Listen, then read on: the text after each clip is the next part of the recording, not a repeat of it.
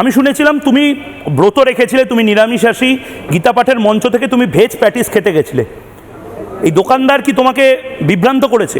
একটু যদি বলো ঘটনাটা কি হয়েছিল। তো খুব ঠান্ডার সময় ছিল, তো ঠান্ডা লেগে যায় এবং সকাল থেকে প্রচণ্ড রোদ্দুরে থাকাকালীন আমার মানে একটু সমস্যা তৈরি হয় আর কি, শারীরিক।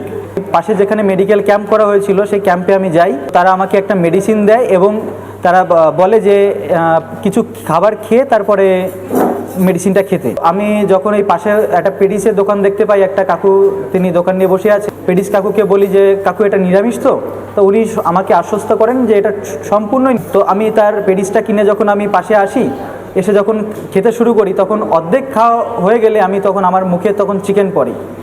তো আমি ওটা ফেলে দিয়ে মানে খুলে দেখে চিকেন দেখি, তো ফেলে দিই। পরবর্তীতে আমি যখন পেডিস কাকুর ওখানে যাই, তো পেডিস কাকুকে আমি বারবার জিজ্ঞেস করি, কাকু এটা ভেজ তো? উনি বলে হ্যাঁ এটা ভেজ। আমি আবারও জিজ্ঞেস করি, কাকু এটা ভেজ তো? বলে হ্যাঁ আমি নিজে তৈরি করেছি। আমি আবারও জিজ্ঞেস করি, এটা ভেজ তো? তখন উনি আবারও বলে হ্যাঁ এটা ভেজ। তো তারপর যখন আমি ওটাকে খুললাম, আপনারা সবাই ভিডিওতে দেখেছেন, আমি যখন খুলি তখন ওর ভিতরে কিন্তু চিকেন থাকে।